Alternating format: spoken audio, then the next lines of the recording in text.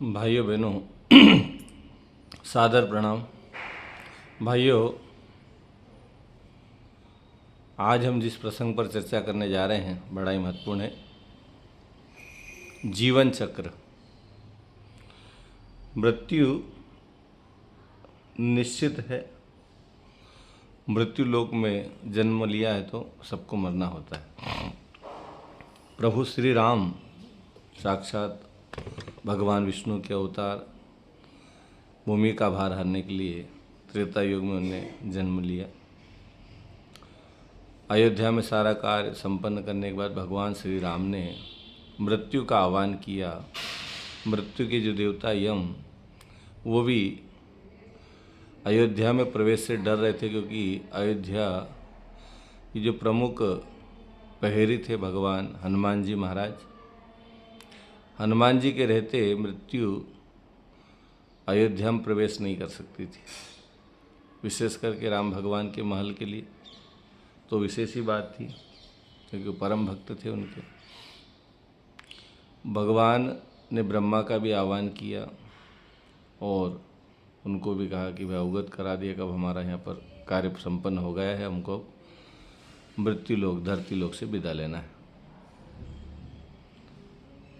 तब प्रभु श्री राम ने क्या करा कि अपनी एक अंगूठी निकाली और अंगूठी को अपने राजमहल के फर्श के बीच में कोई छेद था उसमें डाली और हनुमान जी को उस अंगूठी को लाने के लिए भेजा। वे उसको ढूंढ के लाओ। हनुमान जी ने अपना, क्योंकि हनुमान जी के पास रिद्धियाँ सिद्धियाँ थी, वो अपना छोटा आकार प्रकार बना सकते थे, बड़ा भी बना सकते थे। तो छोटा सा रूप लिए हनुमान जी उस क्षेत्र में गए राम जी की अंगूठी लेने।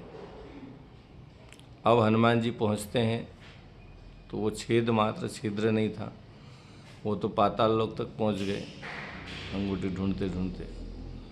और पाताल लोक में जब गए तो वहाँ के जो नागों के राजा थे वासुकी से उनने कहा, महाराज मैं भगवान श्री राम की अंगूठी लेने आया हूँ। तो वासुकी जी ने अपने राजमहल के मध्य ले जाकर उनको खड़ा किया और वहाँ पर बहुत सारी अंगूठियाँ पड़ी थी, ढेर लगा था अंगूठियों का। उसमें उनने बोला, भाई आप इसमें से खोज लो। अब हनुमान जी बड़े असमंजस की स्थिति में आ गए। भाई इतने बड़े ढेर में से एक अंगूठी खोजना कोई आसान नहीं है। फिर भी उनने प्रभु श्री राम का नाम लिया और अंगूठी खोजने लगे। जैसे उन्हें पहले अंगूठी उठाई तो उस पर श्री राम लिखा हुआ था। भगवान राम की मुद्रिका उन्हें पहचानी, बड़े प्रसन्न हुए। पर उनने दूसरी अंगूठी उठाई तो उस पर भी श्री राम लिखा था। तीसरी उठाई उस पर श्री राम, और देखते देखते जो ढेर लगा था सब में श्री राम लिखा हुआ था। उनके आश्चर्य का ठिकाना न रहा।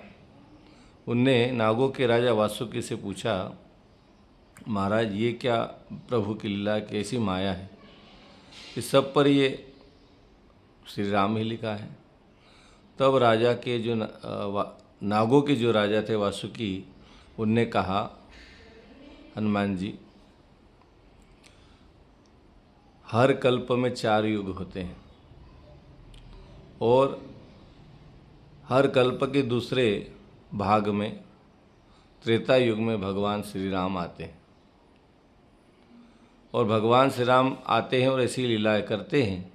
लीलाएं समाप्त होती है, प्रभु अपने धाम को जाते हैं और जाने से पहले वो अपने सेवक वानर को इसी प्रकार मुद्रिका खोजने भेजते हैं, क्योंकि वानर का उनसे लगाव है।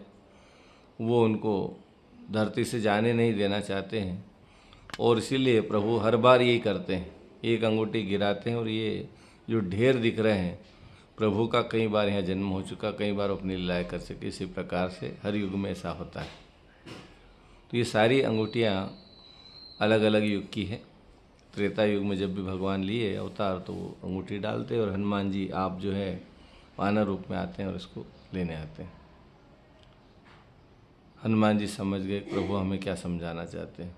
क्या समझाना चाहते हैं कि जो भी मनुष्य इस धरती लोक पर, मृत्यु लोक पर जन्म लेगा, उसको शरीर छोड़ना ही होगा, मृत्यु को वरण करना होगा और अपने धाम को जाना होगा। वो स्वयं भगवान भी क्यों न हो, राम आए तो क्या, कृष्ण आए तो क्या, जब जब जिस रूप में भगवान आते हैं अपनी लीला संपन्न करते, लीला संपन्न होने के बाद में सीधे वो अपने साकेत धाम को चले जाते हैं, वैकुंठ धाम को चले जाते हैं।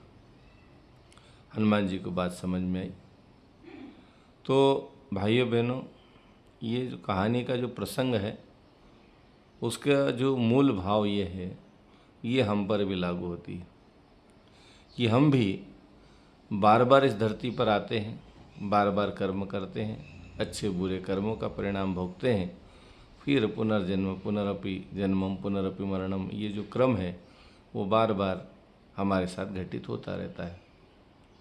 और इसलिए हमारे धर्म शास्त्र कहते हैं मानव योनि में आकर हम मोक्ष को प्राप्त हो जाएं, मुक्त हो जाएं, जीवन मरण के चक्र से मुक्त हो जाएं।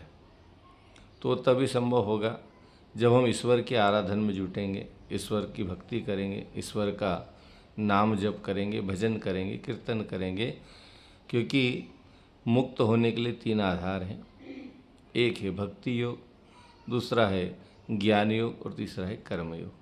मनुष्य चाहे तो अपने अपने स्तर के, अपनी क्षमताओं के आधार पर जिस क्षेत्र में वो उतर जाए उसी में वो मुक्त हो सकता है। कई लोगों ने अपने जीवन से उसको बताया भी।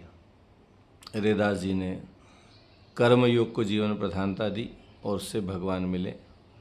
मीराबाई ने भक्ति योग को अपनाया, उससे भगवान मिले। और भी बड़े महापुरुषों ने ज्ञान योग को अपनाया, ज्ञान यज्ञ से भी मनुष्य का उद्धार हुआ, मुक्त हो गए। भाइयों बहनों, हम सभी इसी जीवन चक्र में जी रहे हैं कि हम पैदा होंगे, बड़े होंगे, ब्याह शादी होंगे, बाल बच्चे होंगे, बूढ़े होंगे और मर जाएंगे। हमारे साथ केवल हमारे सदकर्म, श्रेष्ठ कर्म, शुभ कर्म हमारे साथ जाने वाले हैं। बाकी तो हमें ही भोगना होगा, बार बार आकर भोगना होगा। भगवान कृष्ण ने भी अर्जुन को यही कहा, ये अर्जुन तुम्हारे हजारों जन्म हो चुके हैं, तू देख नहीं पा रहा पर मैं उसको जानता हूँ। बस हमारा भी यही हाल है, हम भी बार बार इस धरती पर पैदा होते हैं, मरते हैं। यदि वास्तव में हम इस माया जाल से, मोह बंधनों से छूटना चाहते हैं तो हमें उस स्तर का प्रयास करना होगा जिससे मानवता का भी भला हो जाए, हमारा भी आत्म कल्याण हो जाए, आत्म उद्धार हो जाए। इसके लिए हम निरंतर प्रयास करें, क्योंकि जीवन जो मिला है उस चक्र को तो जीना ही है, लेकिन इस भाव से जीना है कि हम भी इस मानव योनि में आकर मुक्त जीवन हो, 84 के इस चक्कर में न पड़ना पड़े फिर से, और हमें जीवन मुक्त होने का अवसर प्राप्त हो जाए, आत्मा परमात्मा में विलीन हो जाए, तो फिर जन्म ही कैसा। भाइयों बहनों, इस जीवन चक्र को समझें, उसी अनुरूप अपनी जीवन शैली को निर्धारण करें और वैसा ही जीने का भाव पैदा करें। तब मानव जीवन में आना, मानव जीवन पाना सार्थक, सफल होता चला जाएगा। ओम शांति।